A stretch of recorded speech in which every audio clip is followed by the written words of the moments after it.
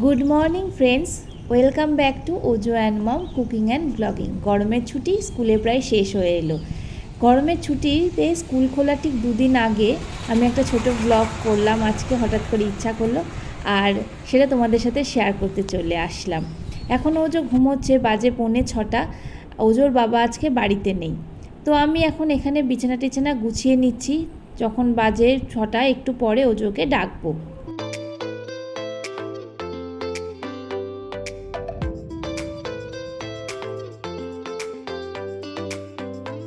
প্রায় 6:45টার সময় উনি উঠলেন, তারপরে ঠাকুর প্রণাম শুরু হলো। এখন সূর্যদেব প্রণাম হচ্ছে। এখানে আমার চা ততক্ষণে রেডি হয়ে গেছে, তো চাটা নিয়ে আমি এবার একটু খাবো। আর এখানে আমি লবণ জলে ভেন্ডিগুলো ভিজিয়ে দিয়েছি। আজকে ভেন্ডি ভাজা হবে আর মাছের ঝোলও করবো। এদিকে সকালবেলা উঠে খেলতে বসে গেছে। সকালবেলা উঠে গাড়িটা নিয়ে খেলা করতে বসে গেছিস? ঠিক আছে, এই ঘরে আয়, এই ঘরে আয়। ঠিক আছে, এই ঘরে চলে আয়। ওজোকে সকালবেলা উঠে 1 কাপ গরম জল দিয়েছি। এবার ওকে দুধ আর চকোস দেবো। তার আগে আমি এবার চাটা একটু খেয়ে নিই বাইরের দৃশ্য দেখতে দেখতে। বাইরে খুব আঁধার, মানে মেঘ করে আছে। সকাল থেকে এখনও সূর্য ওঠেনি আর বৃষ্টিও ছিপছিপ হচ্ছিল। এদিকে ওজো খেতে বসেছে। এখন প্রায় বাজে 7:20। তো খেতে যে কতক্ষণ টাইম লাগবে, তারপরেও পড়তে বসবে।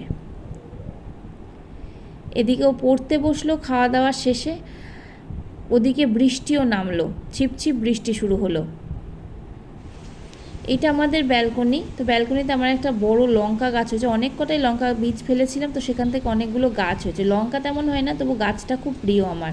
আর এদিকে কিন্তু বৃষ্টির জোর ভালোই বেড়ে চলেছে। এবার ওজোর মিস আসলে ও পড়বে। ওজোর মিস চলে এসছে, ও পড়তে বসে গেছে। এবার আমার মায়ের তো আসার কথা মনে হয় না বৃষ্টিতে আসতে পারবে। এদিকে আমার মাছের ঝোল প্রায় রেডি। আজকে পমফ্রেট মাছ এসেছে অনেক দিন পরে, তো সেটা দিয়েই আদা জিরে বাটা দিয়ে ঝোল করলাম। এদিকে ওজোর পড়া শেষ হয়ে গেছে, মিস চলে গেছে, আর ও এখন বসে বসে একটু টিভি দেখছে। আর সেই গাড়িটা আর ও ভুলতে পারছে না। এবার ও এই গাড়িটা নিয়ে খেলা করছে। কতক্ষণ খেলা করবে জানি না। আমি ততক্ষণে স্নানটা করে নিই। ঘরে শিব ঠাকুর আছে, ওনাকেও আমি স্নানটা করিয়েই দিচ্ছি। পরে ওজোকে স্নান করাবো।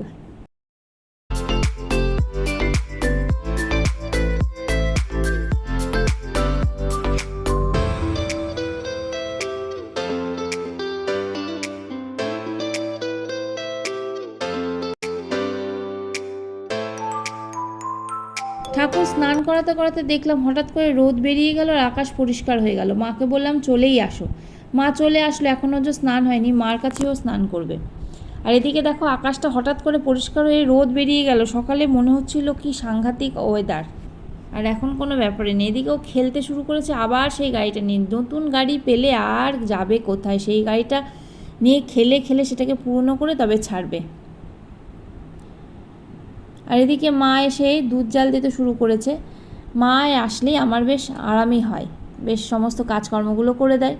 আর এদিকে ওজো খিদে পেয়ে গেছে করছে বলে আমি ওকে 2টো আম একটু পিস পিস করে দিচ্ছি। আম খেয়ে নেবে। আম খেতে ও খুব ভালোবাসে। একটা আমের শর্টও তোমাদের সঙ্গে আমি আগের দিন শেয়ার করেছি, ওর আম খাওয়ার শর্টও। ভীষণ ভালোবাসে আম খেতে। ওজোর আমটাম খাওয়া হয়ে গিয়েছে। এবার এদিকে আমি ছানা কেটে পনির করব। সেই জন্য ছানা কাটার জন্য এখানে আমি দই নিয়েছি। দইটাকে একটু প্লেন করে নিচ্ছি আর দুধটাকে জাল দিতে বসিয়ে দিয়েছি। আমার এই ভিডিও কিন্তু দেওয়া আছে কি করে আমি দই দিয়ে ছানা করি আর সেখান থেকে পনির বানাই। তোমরা চাইলে সেই ভিডিওটা আমার চ্যানেলে এসে একবার দেখে যেতে পারো। দরকার হলে আমি ভিডিওর লিঙ্কটা ডেসক্রিপশন বক্সে দিয়েই দেবো। আর এই দেখো আমার এখানে দই দিয়ে ছানা কাটা হয়ে গিয়েছে। এই ছানাটা আমি পনির তৈরি করব। একটু ঠান্ডা হোক, এত গরম হাতে লাগবে, চেপা যাবে না। এটা ঢেকে রাখছি আমি। ওদিকে বাবা আর মানস, মানে ওজোর বাবা, চলে এলো ব্যারাকপুর থেকে। ওরা ব্যারাকপুরে চোখ দেখাতে গেছিলো। বাবা লিচু এনেছে, ছোটো লিচু। আর কি এনেছে জানো তো?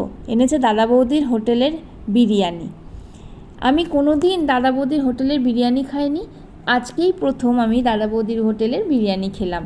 আর ওজো অবশ্যই আজকেই প্রথম খেলো। তো মা আছে বললাম, তো মা থাকলে সবই মাই করে, আমার একটু রেস্ট হয়।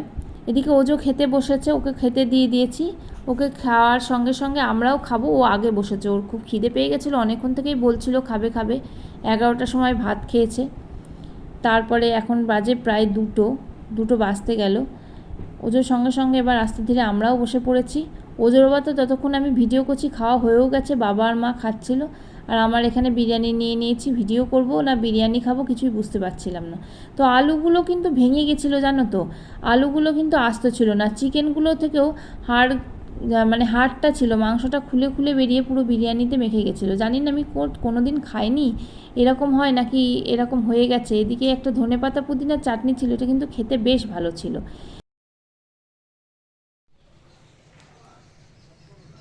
দাদা বৌদির বিরিয়ানি খেয়ে সবাই মোটামুটি এখন কাত হয়ে গেছে, ঘুমে ব্যস্ত, কারণ সবাই ভোরবেলা উঠেছে। আজকে আমার বাবা চোখ দেখাতে গেছিলো ব্যারাকপুরে, তার সাথে ওজোর বাবাও গেছিলো। তো সেইখান থেকেই বিরিয়ানি আনা, সেই সূত্রেই খাওয়া দাওয়া। আমারও চোখটা খুব এঁটে আসছে। তো দেখা হচ্ছে বিকালবেলা। এখন বাজে সন্ধে 7:30। মা বাবা এখন চলে যাবে, কারণ বাইরে বৃষ্টিতে আমার বাপের বাড়ির পাড়ায় বেশ জল হয়। বেশি রাত হয়ে গেলে কিন্তু ওদের যেতে অসুবিধা হবে, টোটোও পাবে না, সেই জন্য ওরা রওনা দিয়ে দিল। টোটোটা পেলে বাঁচা যায়।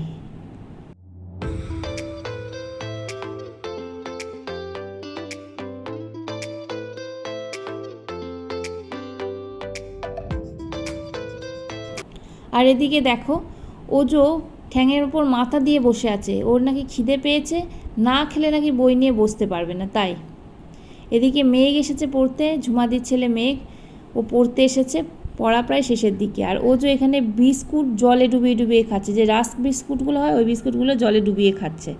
কি পেট ভরবেতে জানি না, কি ভালো লাগে তাও জানি না, তাও খাবে। আচ্ছা খা নে। আজকে বিরিয়ানি খাওয়া হয়েছে, সেজন্য জোর করে অন্য কিছু দিলামও না, যেটা খেতে চাই সেটাই দিলাম।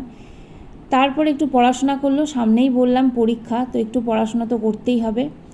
একটু পড়াশোনা করলো, মানে একটা চ্যাপ্টারই মাত্র পড়ে তার প্রশ্ন উত্তরগুলো একটু করলো। এরপরে আমরা রাতের খাওয়ার দিকে চলে যাব। আজ সকালে তাড়াতাড়ি রান্না হয়ে গিয়েছিল, কিন্তু বিরিয়ানি আসায় সমস্ত তরকারি ভাত সবই রয়ে গেছে। তো রাত্রে আর কিছুই করিনি, এই দিয়েই খাবো। ভাত ছিল মাইক্রোওয়েভে, সেটা গরম করে নিচ্ছি।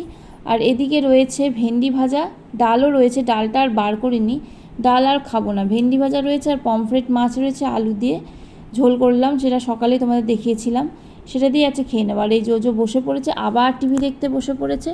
যত না পড়াশোনা করে খেলাধুলা করে, তার থেকে বেশি বসে বসে টিভি দেখে। আর এই গাড়িটা আজকে তো ছাড়বেই না। এদিকে আমারই ব্লগগুলো বসে বসে টিভিতে দেখছে। এদিকে আমাদের খাওয়া হয়ে যাওয়ার পরে কিছু জিনিসপত্র একটু গুছিয়ে রাখতে হবে। এই যে আমি যে ছানাটা দিয়ে পনির করেছিলাম, সেটা পিস করার আগে এই অবস্থা। আর লিচুগুলোকেও রাখতে হবে ফ্রিজে, না হলে সমস্ত একেবারে ঘেলটু হয়ে যাবে। আর এই দেখো আমার ফ্রিজের অবস্থা দেখো, একেবারে ভর্তি, কোন দিকে কি রাখবো কিছুই বুঝে পায় না।